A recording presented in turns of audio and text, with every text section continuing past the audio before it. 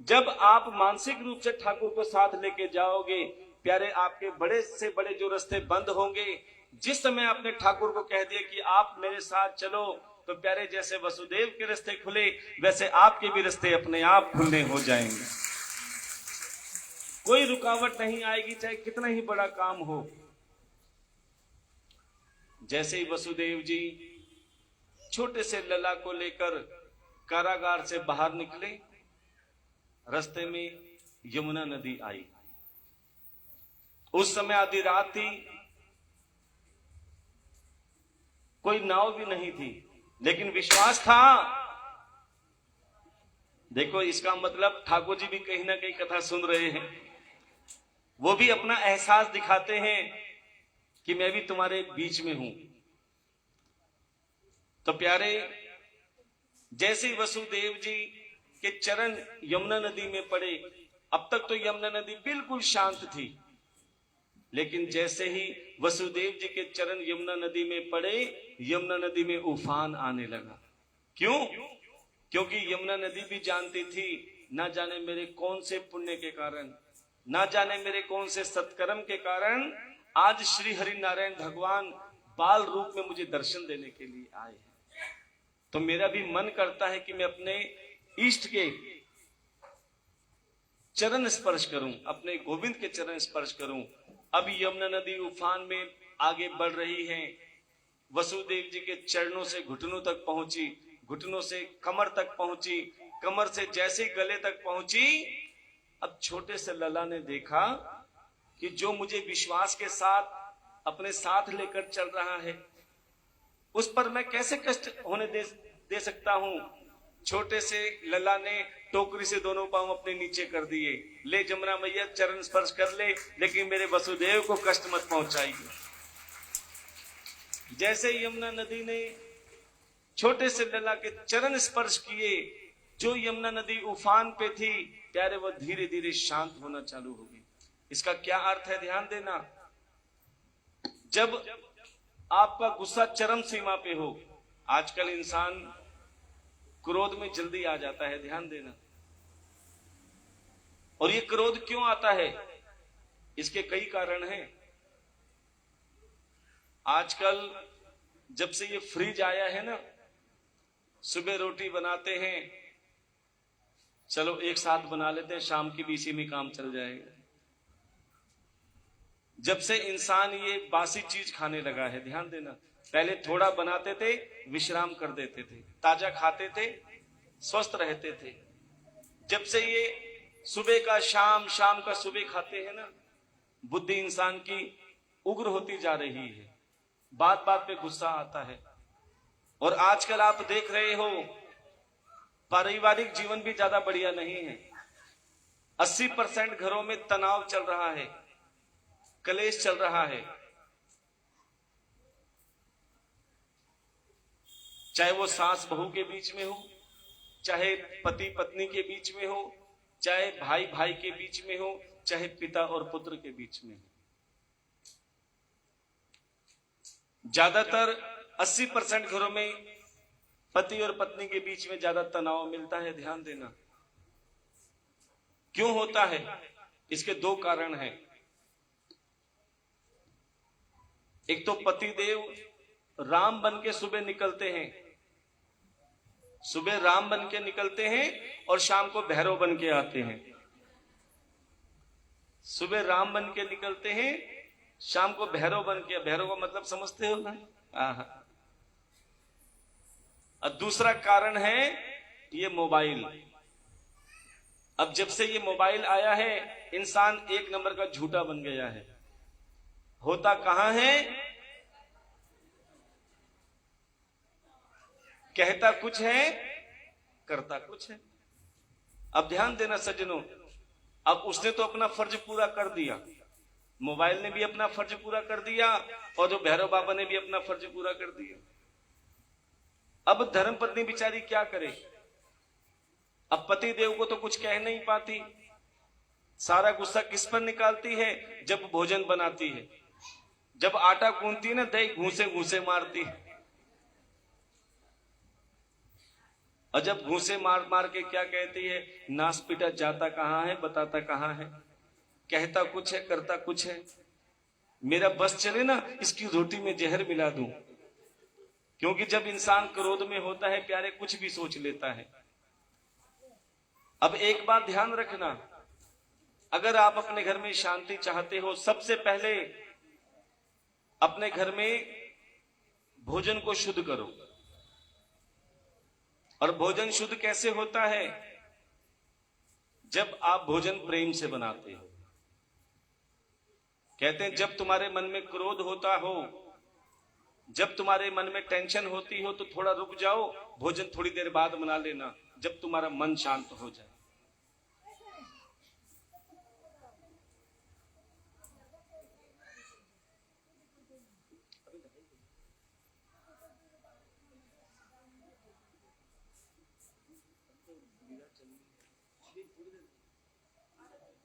हाँ, 1 बजे तो कथा आरंभ हुई है। क्योंकि देखो, जब कथा पूरी नहीं होती है तो आनंद नहीं। अच्छा ये बताओ, कथा में आनंद किस किस को आ रहा है? पक्का? अच्छा, अब एक बार वो हाथ खड़े करो जो जबरदस्ती बैठे हो।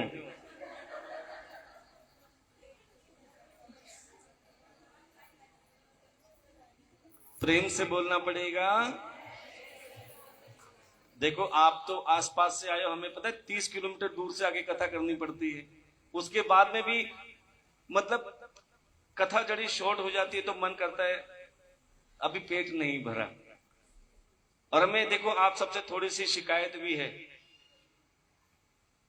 ये 2 दिन से हम देख रहे हैं, ये जो बीच में जलपान होता है ना, इससे कथा का भाव टूट जाता है।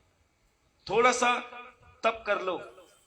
क्योंकि आपने देखा, शरबत अंदर गया, कथा भूल गए। आधी बात तो पूछते कहां थे, महाराज जी भूल गए। क्योंकि कथा का जो एक कीमती समय होता है ना, आधा घंटा खराब हो जाता है। और फिर तुम्हें टाइम से जाना भी है, क्योंकि कहते हैं जो घर में पशु हैं उनका भी आपने दूध निकालना है, वो समय जरूरी है। तो फिर भगवान का समय का भी ध्यान रखो। थोड़ा सा बाद में जलपान कर लो। क्योंकि ये भागवत कथा विश्वास मानो बड़े सौभाग्य से मिलती है। ना जाने कितने पुण्य जगते हैं जब तुम्हें कथा सुनने का सौभाग्य मिलता है। क्योंकि ये कथा टाइम पास करने का साधन नहीं है। कई बार ऐसा लगता है, हमने बताया था ना, एक बार कुंडल गांव में कथा कर रहे थे। वहां पर बीच में कहा, महाराज जी बीच में थोड़ा सा शरबत पिला दे इनको। मैंने क्यों? बोले भाग जाएंगी सारी। क्योंकि मैं ये चाहता हूं कि आप शरबत के लिए मत बैठो, मेरे ठाकुर के अमृत के लिए बैठो, जो आप कथा का अमृत पान कर रहे हो। ये शरबत तो खत्म हो जाएगा, लेकिन अगर कथा का अमृत तुम्हारे अंदर उतर गया तो प्यारे जीवन भर काम आएगा। अब ये बताओ, कथा का अमृत पीना है या शरबत पीना है? शरबत। प्रेम से बोलना पड़ेगा। श्री राम। ये कुछ बहनों ने नगद राशि के रूप में अपना योगदान दिया है। 100 रुपए पितरों की सेवा आई है। एक गुप्तदान आया है 510 रुपए। एक और पितरों की सेवा है 101 रुपए।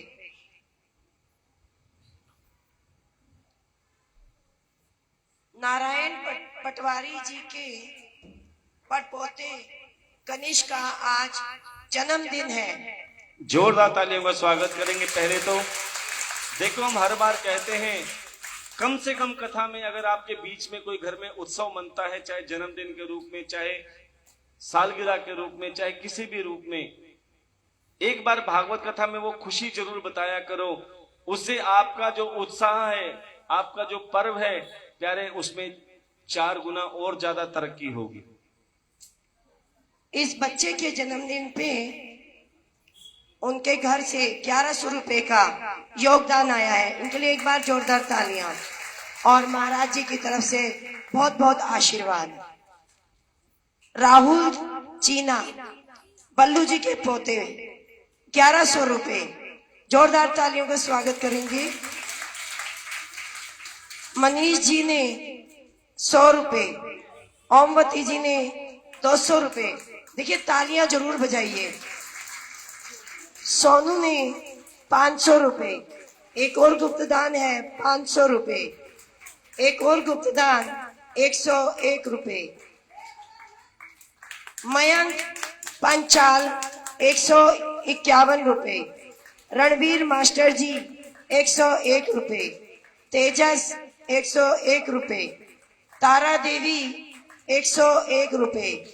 बाल किशन जी 501 रुपए। और बल्लू सैनी जी ने 2 दिन से पानी की सेवा प्रदान की है। इनके लिए भी एक बार जोरदार ताली। जय जय श्री राधे श्याम। और जो कोई भी भंडारे में सामान देना चाहे तो हमारी कौशल्या दीदी के पास आके और उनसे पूछकर भंडारे की सामग्री दे। और जो कोई नगद राशि भी देना चाहे वो भी आके हमें लिखवा सकते हैं। जय जय श्री राधे श्याम। और प्यारे, कल हमारे ठाकुर जी का विशाल जन्म उत्सव बना। आज हमारे ठाकुर जी की बहुत सुंदर सुंदर लीलाएं होंगी और कल हमारे ठाकुर जी का विशाल विवाह उत्सव मनाया जाएगा। और प्यारे, सभी समय पर पहुंचेंगे बाराती बन के। ध्यान देना, सबने पार्लर से सज के आना है। चलो कोई बात नहीं, आपको छूट दे देते हैं। पार्लर से मत सजना, बेकार में आपके 2-4-5 हजार रुपए लग जाएंगे। जो 2-4-5 हजार रुपए लगे उसमें उसके 1/4 भी जब आप ठाकुर जी की विवाह में कन्यादान में अर्पित कर दोगे तो प्यारे आपके दिन दोगुनी रात चौगुनी तरक्की हो जाएगी। क्योंकि भागवत कथा में जो भी कन्यादान स्वरूप में आता है, चाहे वो नगद राशि के रूप में हो, चाहे वस्त्रों के रूप में हो या आभूषण के रूप में हो, वो एक बेटी के कन्यादान में जाता है। हम ये तो नहीं कहते कभी गरीब कन्या, क्योंकि वो गरीब नहीं है जिसके कन्यादान में ठाकुर जी के भक्तों की सेवा आई हो। प्यारे, वो सबसे ज्यादा अमीर होते हैं जिनके पास मेरे ठाकुर जी के भक्तों की सेवा रूप में कन्यादान आता है। हाँ, तो प्यारे,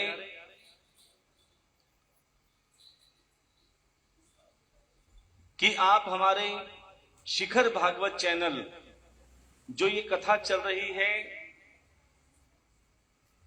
जिसका सीधा प्रसारण सेवा समर्पण मिशन फेसबुक के माध्यम से आप अपने घर परिवार में लाइव भी देख सकते हैं और उसके बाद भी देख सकते हैं। तो आप अपने फोन पर सेवा समर्पण मिशन फेसबुक जैसे सर्च करोगे, प्यारे ठाकुर जी की सबसे पहले फोटो आएगी। आपने उस चैनल को सब्सक्राइब करना है, शिखर भागवत चैनल और सेवा समर्पण मिशन। सेवा समर्पण मिशन फेसबुक है, शिखर भागवत चैनल यूट्यूब है, जिसमें आपके द्वारा जो भी सेवा आती है, वैसे तो बतानी नहीं चाहिए सेवा, लेकिन दिखानी इसलिए पड़ती है कि कोई ये ना कहे कि ये हमारे द्वारा दिया गया 1 रुपया भी सेवा में नहीं लगा। इसीलिए प्यारे, उसमें जितनी भी सेवाएं हैं, चाहे कन्यादान के रूप में चाहे किसी भी रूप में, आप देख सकते हैं। क्योंकि ऐसे कई परिवार हैं जिनकी बिटिया तो जवान हो जाती है लेकिन धन की व्यवस्था नहीं होती। उस माता पिता से पूछो जिसकी बिटिया जवान हो जाए और शादी के लिए व्यवस्था ना हो, और जब बिटिया जवान हो जाती है ना प्यारे, संसार उंगली उठाने में भी देर नहीं लगाता। ऐसे ही एक गरीब परिवार, माता पिता जिसकी बिटिया जवान तो हो गई लेकिन विवाह के लिए पैसे नहीं थे। अब माता पिता ने दिल पे पत्थर रखकर एक निर्णय लिया कि शादी कैसे करें अपनी बेटी की। एक काम तो कर सकते हैं। बोले क्या? अपनी बेटी को मारकर जमीन में दफना देते हैं। बेटी को मार के जमीन में दफना देते हैं। कोई पूछेगा तो कह देंगे दूर शादी कर दी। सोचो कितना बड़ा निर्णय लिया। अगला दिन हुआ, बेटी आई, मां अपने हाथों से अपनी बेटी को भोजन खिला रही है और आंखों में आंसू टप टप टपक रहे हैं। बेटी समझ गई, क्योंकि मां और बेटी का रिश्ता दिल से दिल का होता है, ध्यान देना। बेटी कहने लगी, मां लगता है आज मुझे तू अपने से दूर करेगी। अब मां क्या कहे, सिवाय रोने के कुछ नहीं हुआ। जैसे ही पिता आए, बेटी का हाथ अपने पिता के हाथ में दिया और पिताजी बेटी को लेकर चल पड़े। एक हाथ में पिता के चक्कू, एक हाथ में फावड़ा, और बेटी हंसते हुए जा रही है पिता के साथ। क्यों? विश्वास है, क्योंकि बेटी का रक्षक पिता होता है। पिता मेरे साथ गलत क्यों करेगा, इसी विश्वास के साथ बेटी जा रही है। लेकिन पता नहीं कहां ले जा रहे हैं पिता। धूप में पिताजी चल रहे हैं। बेटी देख रही है कि पिताजी बताओ तो सही कहां जा रहे हैं। पिता क्या कहे, तुझे मार के जमीन में दफनाने जा रहा हूं। पिता कुछ नहीं बोले। जब बेटी ने देखा पिता के पसीने पसीने आ रहे हैं, पिताजी ठहर जाओ, आप थक गए होंगे, थोड़ा आराम कर लो। देखो मैं आपके लिए पानी की बोतल भी लाई हूं। अपने दुपट्टे से पिता के पसीने पहुंचे। उसे नहीं पता जिस पिता के मैं पसीने पहुंच रही हूं, वही पिता मुझे मार के जमीन में दफनाए। पानी पिलाया, पानी पिला के फिर पिताजी लेकर चले गए। सुनसान रास्ते पे, सुनसान जंगल में गए। बेटी को पेड़ के नीचे बिठाया और गड्ढा खोदने लगे। बेटी चुपचाप देख रही है कि क्या आखिर पिताजी कर क्या रहे हैं। पिताजी क्या कर रहे हो, मुझे बताओ तो सही। अब पिताजी क्या कहें, क्या तेरे लिए गड्ढा खोद रहा हूं, तुझे मार के इसी गड्ढे में दफनाऊंगा। बेटी चुपचाप बैठी देख रही है, क्योंकि बेटी को विश्वास है कि पिताजी मेरे साथ कभी गलत नहीं कर सकते। पिता कठोर तो हो सकते हैं प्यारे, और माता भाई बहन आंसू टपका के अपना दुख जाहिर कर देती हैं, लेकिन पिता कठोर रहते हैं, लेकिन अंदर से नरम रहते हैं। सच बताएं, सबसे ज्यादा पिता अपनी बेटी से प्रेम करता है कि बेटी जिस चीज पे हाथ रख देती है बेटी खा ले, जिस चीज पे हाथ रखती है बेटी पहन ले। और बेटी भी सबसे ज्यादा अपने पिता से प्रेम करती है। पिता जब काम से रात को घर पे आता है, प्यारे जागा हुआ बेटा जानबूझ के सो जाएगा, कहीं पानी का गिलास ना देना पड़ जाए। और बेटी अगर सोई भी होगी तो पिता की आहट से उसी क्षण जग जाती है, पानी का गिलास लेती है, पिताजी पानी पी लो, रोटी बना दूं। इंतजार करती है पिता के आने का। और प्यारे कईयों के पिता तो बॉर्डर पे हैं, जो बंदूक लेकर हमारी सुरक्षा करते हैं। उनके घर में भी बेटियां होती हैं, वो भी इंतजार करती हैं कि मेरे पिताजी कब आएंगे और कब मुझे गोदी में उठाएंगे, गले से लगाएंगे, खूब प्यार करेंगे। और वो इंतजार करती करती क्या कहती हैं, 7 समुंदर पार से गुड़ियों के बाजार से, 7 समंदर पार से गुड़ियों के बाजार से, 7 समुंदर पार से गुड़ियों के बाजार से, 7 समंदर पार से गुड़ियों के बाजार से। अच्छी सी गुड़िया लाना, अच्छी सी गुड़िया लाना, गुड़िया चाहे ना लाना, गुड़िया चाहे ना लाना, मेरे पापा जल्दी आ जाना, मेरे पापा जल्दी आ जाना, मेरे पापा जल्दी आ जाना, मेरे पापा जल्दी आ जाना।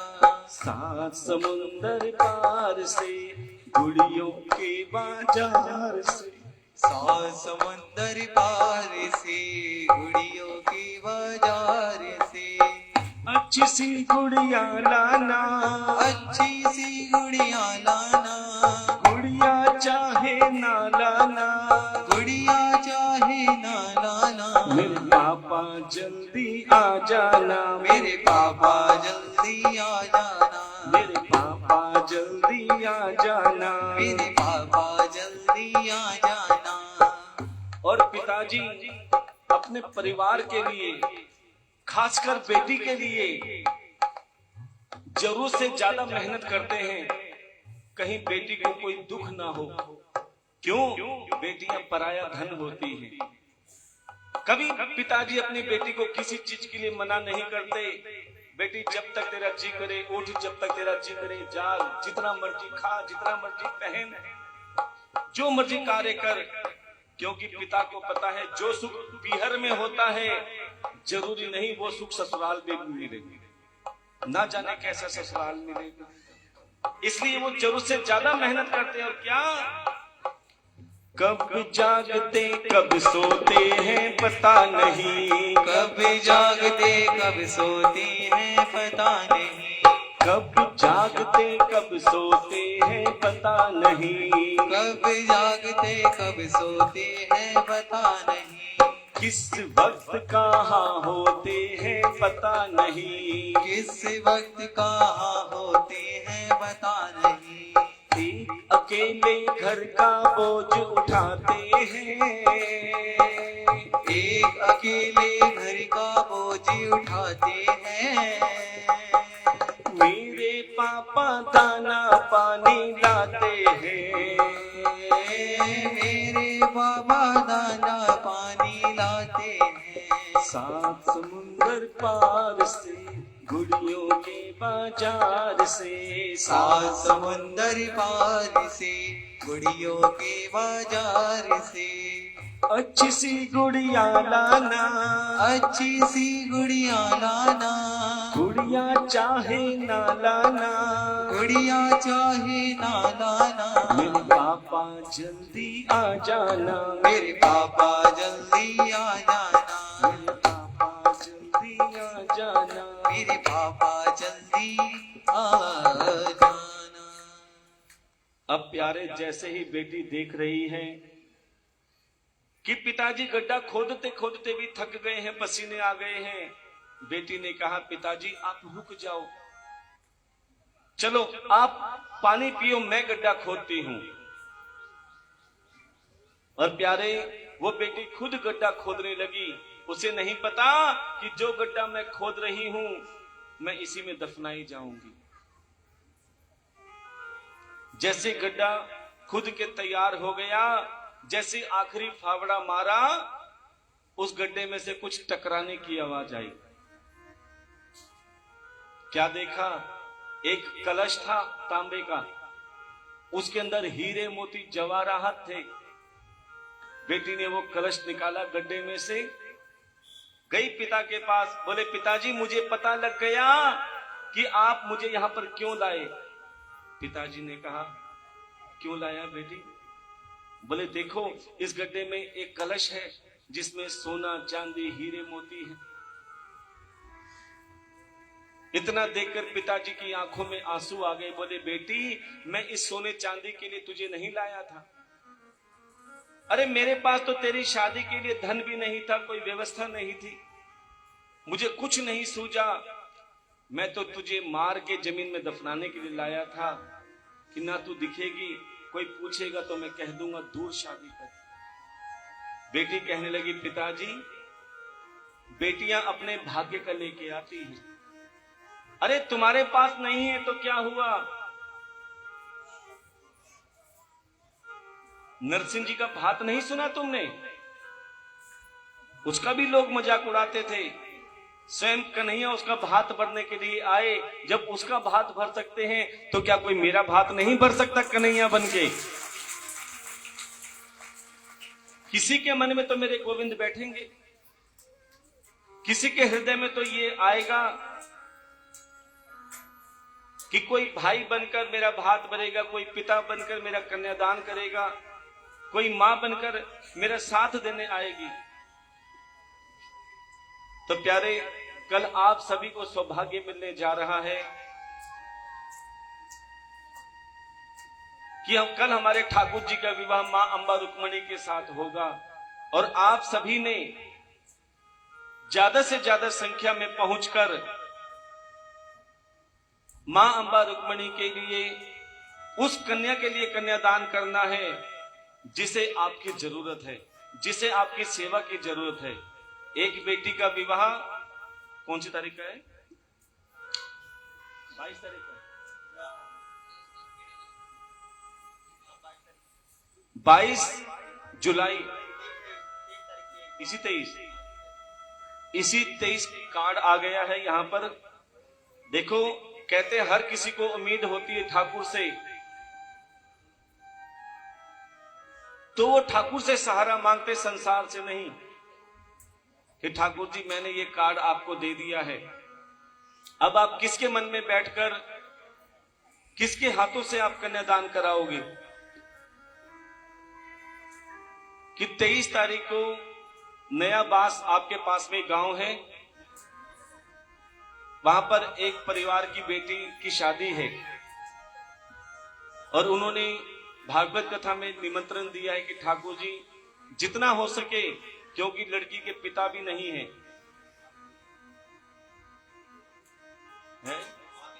अच्छा मां भी नहीं है, देखो, लेकिन चाहे लड़की के मां हो ना हो, चाहे पिता ना हो, उसे पता है मेरा ठाकुर मेरे साथ है, मेरे ठाकुर के भक्त मेरे साथ हैं।